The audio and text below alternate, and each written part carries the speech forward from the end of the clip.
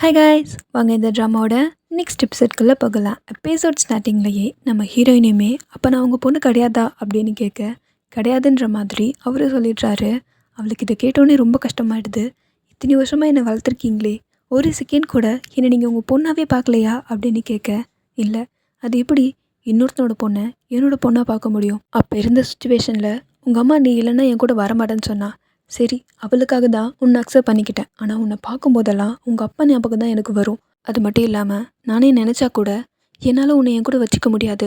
இந்த சமுதாயமும் ஒத்துக்காது, புரிஞ்சுக்கோ. அப்போ இத்தனை வருஷமாக நீங்கள் நடிச்சிட்டு தான் இருந்தீங்களா? இதில் எதுவுமே உண்மை கிடையாதா அப்படின்ற மாதிரி ஹீரோயின் ரொம்ப ஃபீல் பண்ணிகிட்ருக்கா. இங்கே பாரு, உனக்கு தோணும்போது நீ உன் தம்பி தங்கச்சியை பார்த்துட்டு போகலாம் அப்படின்னு சொல்ல, எனக்கு நினைவு தெரிஞ்சதுலேருந்து உங்களை தான் அப்பாவாக பார்த்துட்ருக்கேன். ஆனால் உங்களாலே என்னை பொண்ணாக ஏற்றுக்க முடியல. இது வரைக்கும் என்னை ஒருத்தர் அட்லீஸ்ட் நான் இங்கே இருக்கேனான்னு பார்க்க கூட வரல. நான் எப்படி இருப்பேன்னு தெரிஞ்சுக்க கூட ஆசைப்படல. உங்களுக்கே என்னை பிடிக்கலனா அவர் எப்படி என்னை ஏற்றுப்பார்? அவர் மட்டும் என்னை எப்படி அக்செப்ட் பண்ணிப்பார் அப்படின்னு கேட்க, இங்கே பாரு, என்ன தான் இருந்தாலும் நீ அவரோட ரத்தம். அவர் கண்டிப்பாக உன்னை ஏற்றுப்பார். அதை மட்டும் மைண்டில் வச்சுக்கோன்ற மாதிரி சொல்லிவிட்டு அந்த இடத்த விட்டு கிளம்பிட, ஹீரோயினுக்கு இன்னும் ஒரு மாதிரி ஆகிடுது. அந்த இடத்துலையே ஃபீல் பண்ணி அழுதுட்ருக்கா. கட் பண்ணால் மறுநாள் தான் கட்டுறாங்க. நம்ம ஹீரோனோட தம்பி தங்கச்சியுமே ரொம்ப சேடாக தான் இருந்துகிட்ருக்காங்க. இதை நோட் பண்ணுற ஹீரோயினியுமே எப்படியே இருந்தால் எதுவும் மாற போகிறது கிடையாது. கடவுள் என்ன நடக்கணும்னு நினைக்கிறாரோ அதுதான் நடக்கும். ஸோ நெக்ஸ்ட் என்ன பண்ணணுமோ அதை பாருங்கள் அப்படின்னு அட்வைஸ் கொடுத்துட்டு இருக்கா. இதை ஹீரோனோட அப்பாவுமே நோட் பண்ண தான் செய்கிறாரு. சரி நீங்கள் 2 பேரும் உள்ளே போய் படிங்க அப்படின்னு பசங்களை உள்ளே அனுப்பிட்டு, இங்கே பாரு, இதில் உங்கள் அப்பாவோட நம்பர் இருக்குது, கால் பண்ணி அவரை வர சொல்லு அப்படின்னு ஃபோனை கொடுத்துட்ருக்காரு. இதை பார்க்குற ஹீரோயினியுமே அங்கே போகணுன்றது என்னோட முடிவு கிடையாது, உங்களோட முடிவு தானே. ஸோ நீங்களே கால் பண்ணி கூப்பிடுங்க, அவர் வந்தால் நான் இங்கிட்டு போயிடுவேன் அப்படின்னு ஹீரோயின் சொல்லிகிட்ருக்கா. இவருமே சரின்ற மாதிரி அமைதியாக நின்றுட்டுருக்காரு. கட் பண்ணால் பாட்டி வீட்டில் தைரியமோட ட்ரெஸ் ஏதோ அவங்க அயன் பண்ணும்போது பொசுக்கிட்டாங்க போல். ஐயோ இது மட்டும் அவங்களுக்கு தெரிஞ்சால் என்னை கொன்னே போட்டுருவாங்கன்ற மாதிரி வேலை பார்க்குறவங்களும் பயப்படுறாங்க. அதெல்லாம் ஒன்றும் ஆகாது, என் பொண்ணுக்கிட்ட நான் பேசிக்கிறேன் அப்படின்ட்டு பாட்டிமாவும் சொல்லிகிட்ருக்காங்க. ஆனால் இதை பார்க்குற சிவாவோ அவ்வளோதான், கதை முடிஞ்சுது போ அப்படின்ற மாதிரி சொல்லிகிட்ருக்கா. சும்மா ரெடி, அவளே பயத்தில் இருக்கா, இதில் நீ வேறு பயமுத்திட்டுருக்க அப்படின்னு பாட்டி தான் ஒரு ரத்தத்தில் போட்டு டீ எல்லாம் பரிமாறு அப்படின்னு சொல்லிகிட்ருக்காங்க. இந்த பக்கம் ஹீரோயினோட ஒரிஜினல் அப்பாவுக்குமே ஃபோன் கால் வருது. இவரும் ஃபோன் அட்டன் பண்ணால் அவர் ஒய்ஃப் இறந்த விஷயத்தையும் அவர் பொண்ணையும் கூட்டிகிட்டு போக சொல்லிகிட்ருக்காரு. இவரும் பதிலே சொல்லாமல் அமைதியாக கேட்டுட்ருக்காரு. சரின்னு சொல்லிவிட்டு இவர் காலை கட் பண்ணிடுறாரு. இந்த மாதிரி நான் விஷயத்த சொல்லிட்டேன் அப்படின்னு ஹீரோயின் கிட்டே சொல்லிவிட, இந்த பக்கம் இவருமே வீட்டில் இருக்கிறவங்க கிட்ட விஷயத்த சொல்கிறாரு.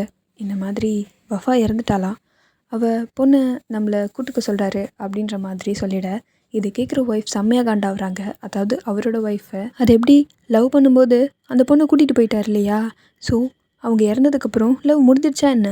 இப்போ மட்டும் எதுக்கு அந்த பொண்ணு திருப்பி இந்த வீட்டுக்கு வரணும்? அதெல்லாம் முடியாது. இத்தனை வருஷத்தில் அந்த பொண்ணு எப்படி இருக்குன்னு கூட நமக்கு தெரியாது அப்படின்ற மாதிரி இவங்க சொல்லிகிட்ருக்க. அதெல்லாம் முடியாது, என்னதான் இருந்தாலும் அவள் இந்த வீட்டு வாரிசு. ஸோ இந்த வீட்டுக்கு தான் வருவான்ற மாதிரி தாத்தா சொல்லிகிட்ருக்காரு. பட் மருமவளுக்கு இதில் சுத்தமாக உடன்பாடு இல்லை. எல்லாரும் அவங்க பேசுகிறதையே அமைதியாக கேட்டுட்ருக்காங்க. அவங்க ஹஸ்பண்ட் கூட பதிலுக்கு எதுவும் சொன்ன மாதிரி தெரியல. வேணும் வேணான்னு இவங்க செம்மையாக டென்ஷன் ஆகிட்ருக்காங்க. அவள் மட்டும் இந்த வீட்டுக்கு வந்துட்டானா எனக்கு மரியாதையே இருக்காது அப்படின்னு சொல்லிகிட்ருக்காங்க.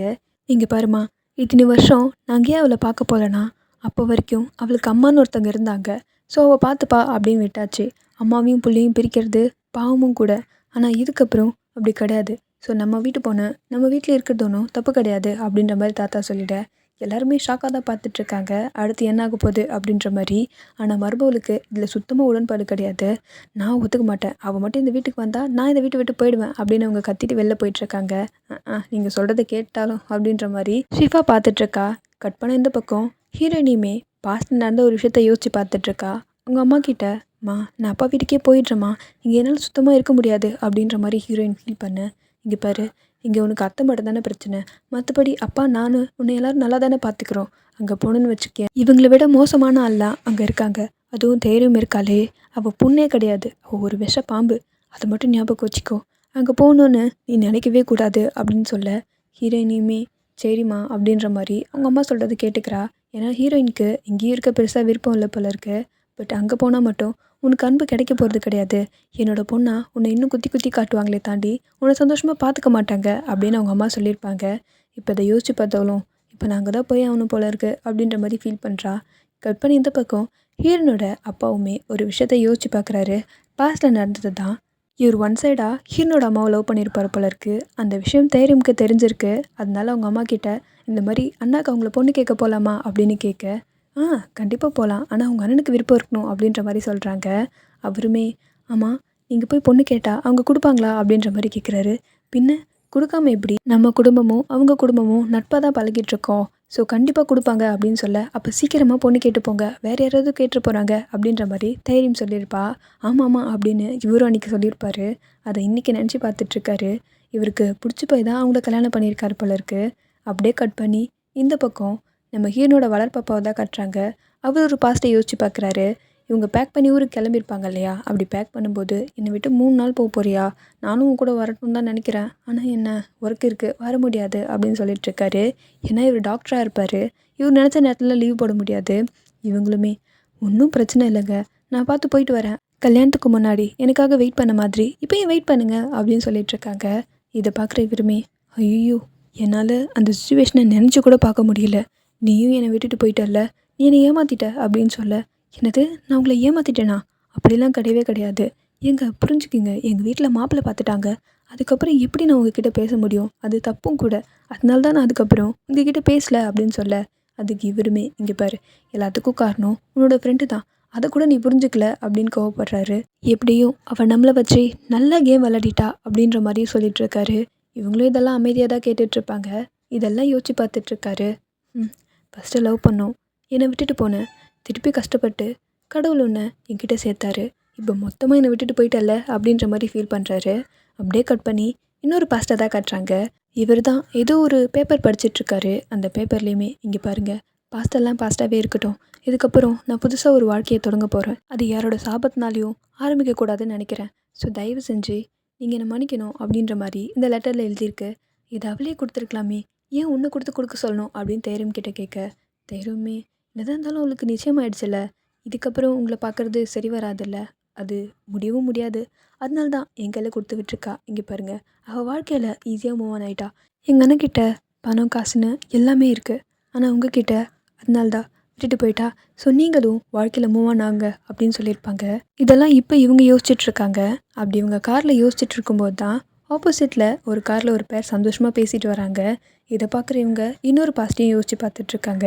ஆக்சுவலாக இவங்க டூர் போயிட்டு ரிட்டன் வந்துட்டுருக்காங்க போல இருக்கு. அப்போ திருப்பி இன்னொரு பாஸ்ட் யோசிச்சு பார்க்க, நம்ம ஹீரோன் அம்மா ஹீரோனை கை குழந்தையாக வச்சுட்ருக்கும்போது தான், இங்கே பாருங்கள், கண்டிப்பாக அவர் நீங்கள் சொன்னால் கேட்பாரு அப்படின்னு தைரியம் சொன்னேன். நான் சொன்னால் அவர் ஏன் கேட்கணும் அப்படின்ற மாதிரி இவங்க கேட்க, என்னதான் இருந்தாலும் அவரோட எக்ஸ்லவ் நீங்கள் தானே அப்படின்னு சொல்ல, இவங்க கோவப்படுறாங்க. இங்கே பாரு, அது பாஸ்ட், இப்போ எல்லாமே மாறிடுச்சு, எனக்குன்னு ஒரு வாழ்க்கை இருக்குது, என் குழந்தை, இதுதான் என் குடும்பம் அப்படின்னு சொல்ல, இங்கே பாருங்கள், நான் தப்பாக எதுவும் சொல்ல கிடையாது, நீங்கள் தப்பாக புரிஞ்சுக்காதீங்க, நீங்கள் சொன்னால் அவர் கண்டிப்பாக கேட்பாரு, ப்ளீஸ் எனக்காக பேசுங்க அப்படின்ட்டு போயிடுறாங்க. தைரியமாக கல்யாணம் பண்ணிக்க சொல்லி இவங்கள கேட்க சொல்லியிருக்காங்க. இவங்களும் கேட்க அவருமே இவங்களுக்காக சரின்னு ஒத்துட்டு இருந்திருக்காரு. அதனால்தான் தைரியமுக்கும் இவருக்கும் நிச்சயமாக நடந்திருக்கு. அந்த நேரத்தில் அவங்க மொத்த குடும்பமும் சந்தோஷமாக இருந்திருக்காங்க. அது மட்டும் இல்லாமல் எல்லோரும் ஒன்றா தான் இருந்திருக்காங்க போல இருக்கு. அந்த டைமில் தான் அந்த ஃபங்க்ஷனுமே நடந்திருக்கு. இவங்களுக்கு பிடிக்குதோ இல்லையோ, வேண்டாம் வெறுப்பாக தான் அங்கே இருக்க மாதிரி தெரியுது. இவங்க மட்டும் இல்லை, நம்ம ஹீரோனோட வளர்ப்பாப்பாவுக்குமே இந்த நிச்சயத்தில் விருப்பம் இருக்க மாதிரி தெரியல. அவரும் பிடிக்காம தான் நிச்சயமே நடக்குது அந்த இடத்துல. இது எல்லாத்தையுமே தைரியம் இப்போ யோசிச்சு பார்த்துட்ருக்காங்க. அப்படியே பாஸ்ட்டில் நடந்ததெல்லாம் அப்படியே யோசிச்சு பார்த்துட்ருக்கும்போது வீடும் வந்துடுது. பட் வீட்டுக்கு வந்து பார்த்தா வீட்டில் யாருமே இருக்க மாதிரி தெரியல. வீடே நிசத்த அமைதியாக இருக்குது. அந்த இடத்துல நம்ம ஷிஃபா வேற ஜாலியாக படுத்து டிவி பார்த்துட்ருக்கா. இதை பார்க்குற அத்தையுமே, ஆமாம் இப்படி தான் படுத்து டிவி பார்ப்பாங்களா அப்படின்னு கேட்க, ஓ எப்போ வந்தீங்க அத்தை அப்படின்ற மாதிரி இவ்வளோ எந்திரிக்க, கொஞ்சம் கூட மரியாதையே கொடுக்க தெரியாதுல்ல அப்படின்னு கேட்க, ஓ சாரி அத்தை அப்படின்னு சொல்லிட்டு ஃபஸ்ட்டு மரியாதைலாம் கொடுக்குறா. அதுக்கப்புறம், ஆமாம் வீட்டில் என்ன யாரையுமே காணோம், அதுவும் இந்த டைமில் எல்லோரும் இங்கே தானே இருக்கணும் அப்படின்னு கேட்க, ஆக்சுவலாக எல்லோரும் இங்கே தான் இருந்தாங்க, இங்கே ஒரு பெரிய சம்பவம் நடந்துச்சா, அதுக்கப்புறம் தான் எல்லோரும் அவங்கவுங்க ரூம் போயிட்டாங்க அப்படின்னு சொல்ல, அப்படின்னு சம்பவம் நடந்துச்சு அப்படின்னு அவங்க அத்தையும் கேட்குறாங்க. அதான் நம்ம வஃபா இருக்கால்ல, என்னது யார் வஃபா அப்படின்னு கேட்க, அதான் ஆன்ட்டியோட பொண்ணு, அவள் திரும்பி இங்கே வர போகிறாப்புல இருக்குது, அவங்க இறந்துட்டாங்களாம், அதான் அவரோட வளர்ப்பாப்பா, ஒரு பேர் கூட எனக்கு தெரியல, அவர் தான் கால் பண்ணி சொன்னார் அப்படின்னு சொல்ல, இவங்க அவரோட பேரை சொல்கிறாங்க. ஆமாம்மா அவர் தான் அப்படின்னு கட் பண்ணால் இவங்க ஒரு பாஸ்ட் யோசிச்சு பார்க்குறாங்க. இவங்க நிச்சயத்துக்கு அப்புறம் இவங்க பர்த்டே அதுவுமா வெளியில் வந்திருப்பாங்க போல இருக்குது. இந்த ட்ரெஸ் நல்லா இருக்கா அப்படின்னு கேட்க, நல்லாயிருக்கு அப்படின்னு சொர்த்தியே இல்லாமல் சொல்லிகிட்ருக்காரு. என்ன நீங்கள் இதே அவள் போட்டு வந்தா இப்படி சொல்லுவீங்களா? நல்லா இருக்குன்னு சொல்லியிருக்க மாட்டீங்க. இங்கே பார், பாஸ்டில் பிடிச்ச எதுவுமே எனக்கு இப்போ பிடிக்கிறது கிடையாது. அது மட்டும் இல்லாமல் எதுக்கு நீ எல்லாத்தையும் அவள் கூட கம்பேர் பண்ணிகிட்டே இருக்க? அவளுக்கு கல்யாணம் ஆயிடுச்சு அப்படின்னு சொல்ல. அதைத்தான் நானும் சொல்கிறேன். அவளுக்கு கல்யாணம் ஆயிடுச்சு, கொஞ்சமாச்சு இவங்கள பற்றி யோசிங்க அப்படின்னு இவங்க சொல்லியிருப்பாங்க. அது மட்டும் இல்லாமல் இன்னொரு இன்சிடெண்ட்டும் நடந்திருக்கு. அவங்க வீட்டில் ஃபஜாத் இருக்கார் இல்லையா, அவர் சின்ன வயசில் இருக்கும்போது அவர் பர்த்டே பார்ட்டிக்கு இவங்க கூப்பிட்ருக்காங்க. அதுக்கு எதுக்கு நான் வரணும், நீயே பார்த்துக்கோ அப்படின்ற மாதிரி அவர் சொல்லிட்டுருக்காரு. இல்லைங்க, நான் ஃபேமிலி கிட்ட சொல்லிட்டேன், நீங்கள் வந்து தான் ஆகணும் அப்படின்னு அவங்க சொல்லிட்டு இருக்கும்போதே அவர் காலை கட் பண்ணிட்டார் போல இருக்கு. இந்த மாதிரி சின்ன சின்ன விஷயங்களும் அவங்க நினச்சதை அவர் பண்ணல. ஸோ இது எல்லாமே அவங்களுக்கு செமகாண்டாக இருக்குது. இதில் வேற ஒரு நாள் அவர் வந்து நம்ம ஹீரோயின் அம்மா கிட்ட பேசியிருப்பார் போல இருக்கு. இங்கே பாரு, எனக்கு நல்லா தெரியும் இது எல்லாத்துக்கும் காரணம் தைரியம் தான் அப்படின்னு சொல்லிட்டுருக்க. ஆமாம், ஒருத்தர் செத்ததுக்கப்புறம் குற்றவாளி யாருன்னு தெரிஞ்சு என்ன பிரயோஜனம் அப்படின்னு நம்ம ஹீரோ அம்மாவுமே கேட்டுட்ருக்காங்க. கண்டிப்பாக தெரிஞ்சு தான் ஆகணும். நீ வேணா பாரு, அவள் பண்ணதுக்கெல்லாம் அவள் அனுபவிப்பா, நீ அது உன் கண்ணால் பார்ப்ப அப்படின்ற மாதிரி சொல்லிகிட்ருக்காரு. ஓ, என்ன சாபம் விடுறீங்களா அப்படின்ற மாதிரி தைரியமே வந்து கேட்டுட்ருக்கா. நான் தான் பார்த்தேனே நீங்கள் பேசிகிட்டு இருந்ததை. நீங்கள் இன்னசென்ட், நான் குற்றவாளின்னு ப்ரூவ் பண்ண பார்க்குறீங்களா? இப்போ பாரு எல்லாத்தையும் எப்படி மாற்றுறேன் அப்படின்னு சொல்லிட்டு அவள் ஊரே கத்தி கூப்பிட்டுட்ருக்கா. அம்மா, அண்ணா, இங்கே வந்து பாருங்கள், இவங்க என்ன பண்ணிகிட்ருக்காங்கன்னு பாருங்கள். இவங்க 2 பேரும் லவ் பண்ணுறாங்க, அதுவும் எனக்கு தெரியாமல். இந்த விஷயத்த நான் உங்ககிட்ட சொன்னேன்னா நிச்சயத்தையே நிறுத்திடுவேன் அப்படின்னு சொல்லி அவர் என்னை மிரட்டிகிட்ருக்காரு அப்படின்னு சொல்ல. இதெல்லாம் உண்மையா அப்படின்னு சொல்லிட்டு ஹீரோயின் அப்பாவுமே ஹீரோயின் அம்மா கிட்ட கேட்க வராரு. பட் அவங்களுமே இல்லை இல்லை, இவ சொல்கிறது எல்லாமே போய், எதையும் நம்பாதீங்க அப்படின்ற மாதிரி சொல்ல. ஆமாம், இவ சொல்கிறது எல்லாமே போய் தான் அப்படின்னு ஹீரோனோட அப்பாவும் சொல்லிகிட்ருக்க. இல்லை, நீ கல்யாணம் பண்ணுறதுக்கு முன்னாடியே இவரை லவ் பண்ணல, இங்கே பாருண்ணா, உன்னை இவங்க ஏமாற்றிட்டு இருந்திருக்காங்க இத்தனை வருஷமா அப்படின்ற மாதிரி சொல்ல. ஏய் நடிக்காத, நாங்கள் 2 பேரும் லவ் பண்ண விஷயம் உனக்கு முன்னாடியே தெரியாது. நீ என்ன லவ் பண்ணுறன்ற ஒரே காரணத்துக்காக இவளை பிடிச்சி உங்கள்னு கல்யாணம் பண்ணி வச்சுட்ட, அதானே எனக்கு நல்லா தெரியும் அப்படின்ற மாதிரி சொல்லிகிட்ருக்க. இதெல்லாம் கேட்குற ஹீரோனோட அப்பாவுமே இதெல்லாம் உண்மையா, நீ அவரை லவ் பண்ணியா அப்படின்ற மாதிரி கேட்க. இங்கே பாருங்கள், நம்ம கல்யாணத்துக்கு அப்புறம் நான் உங்களுக்கு துரோகம் நினச்சதே கிடையாது, ஒரு செகண்ட் கூட அப்படின்னு சொல்ல. கல்யாணத்துக்கு முன்னாடி இவனை லவ் பண்ணியா இல்லையா அப்படின்ற மாதிரி கேட்க. ஆமாம், லவ் பண்ணோம் அப்படின்ற மாதிரி நம்ம ஹீரோனோட வளர்ப்பாப்பா சொல்லிடுறாரு. இதை கேட்குற இவரும் செம்மையாக டென்ஷன் ஆகிறாரு. இந்த விஷயம் உங்கள் தங்கச்சிக்கும் நல்லாவே தெரியும் அப்படின்ற மாதிரி இவர் சொல்லிகிட்ருக்காரு. அப்படின்னா நீ என்னை இத்தனை வருஷமாக ஏமாற்றிருக்க, இந்த விஷயத்த சொல்லணுன்னு உனக்கு தோணலல்ல, இதுக்கப்புறம் நமக்கு நடுவில் எதுவும் கிடையாது, எல்லாம் முடிஞ்சிடுச்சு அப்படின்னு சொல்ல. எல்லாம் முடிஞ்சிச்சுன்னா எதுக்கு அமைதியாக இருக்கீங்க, அவளுக்கு டிவோர்ஸ் கொடுத்துருங்களேன் அப்படின்னு ஹீரோனோட வளர்ப்பாப்பா தான் சொல்லியிருப்பாரு. இவருமே ஆமாம் அப்படின்னு சொல்லிட்டு அந்த இடத்துலையே அவங்களுக்கு டிவோர்ஸும் கொடுத்துருப்பாரு. இங்கே பாருங்கள், நீங்கள் அவசரப்படுறீங்க, நம்ம குழந்தைய நினச்சி பாருங்கள், அவள் நிலைமை என்ன ஆகுறது அப்படின்னு கேட்க. அவளையும் உன் கூடயே கூட்டிகிட்டு போயிடு, என்னோட அடையாளமாக இருக்கட்டும் உங்ககிட்ட அப்படின்ற மாதிரி சொல்லியிருப்பாரு. இப்படி தான் அந்த இடத்துல இவங்க பிரச்சனையை பண்ணி விட்ருக்காங்க. அது மட்டும் இல்லாமல் இப்போ வரைக்கும் இவங்க கல்யாணம் பண்ணாமலும் இருந்திருக்காங்க. அந்த இடத்துலையே இவர் அவங்களுக்கு டிவோர்ஸ் கொடுத்துட்ருக்காரு. அப்படியே டிவோர்ஸ் கொடுக்கும்போது வீட்டில் எல்லாரும் இருந்திருக்காங்க. ஆக்சுவலாக இந்த விஷயத்தெல்லாம் இவர் தான் யோசிச்சு பார்த்துட்ருக்காரு. ஆஃபீஸில் இருக்கும்போது வேலை விஷயமா ஒருத்தர் கேபினுக்கு வரும்போது தான் அவர் சுய நினைவுக்கே வராரு. சார், டைம் ஆச்சு மீட்டிங்க்கு அப்படின்னு கூப்பிட. இதோ வந்துட்டேன் அப்படின்னு சொல்லிட்டு அவரும் அந்த இடத்த விட்டு ஏஞ்சி போகிறாரு. அப்படியே கட் பண்ணி இந்த பக்கம் நம்ம பாட்டி வீட்டை தான் காட்டுறாங்க. ஹீரோனோட சித்தி இப்பயும் ஹீரோன் அந்த வீட்டுக்கு வரத்துக்கு ஒத்துக்கிற மாதிரி தெரியல. பட் தாத்தா ஸ்ட்ராங்காக இருக்காரு. அவள் இந்த வீட்டு பொண்ணு, கண்டிப்பாக இந்த வீட்டுக்கு வந்தே சேருவா அப்படின்னு சொல்ல. அதுக்கே ஏன் பொண்ணு போகணும், எதுக்கு உடஞ்சி வரவோ ஒட்ட பார்க்குறீங்க, இதெல்லாம் நியாயமே கிடையாது அப்படின்ற மாதிரி இவங்க சொல்லிகிட்ருக்காங்க. அதெல்லாம் எனக்கு தெரியாது, என் புள்ள தான் போய் என் பேத்தியை கூட்டிகிட்டு வருவான் அப்படின்ற மாதிரி தாத்தா கட் அண்ட் ரைட்டாக சொல்லிடுறாரு. இப்படி பேசிகிட்டு இருக்கும்போது தான் அந்த இடத்துக்கு நம்ம ஹீரோனோட அப்பாவும் வந்திருப்பாரு. டேய், போய் முதல்ல என் பேத்தியை வீட்டுக்கு கூட்டிகிட்டு வா அப்படின்ற மாதிரி சொல்லிவிட்டு அவரும் அமைதியாக அவங்க அப்பாவை பார்த்துட்ருக்காரு. அவர் பொண்டாட்டியெல்லாம் கண்ணாலே எரிக்கிற மாதிரி அவர் பார்த்துட்ருக்காங்க. பட் இதோட நமக்கு இந்த எபிசோட் முடிக்கிறாங்க. நெக்ஸ்ட் எபிசோட் சீக்கிரமாக பார்க்கலாம் மக்களே. Okay, tata, bye bye.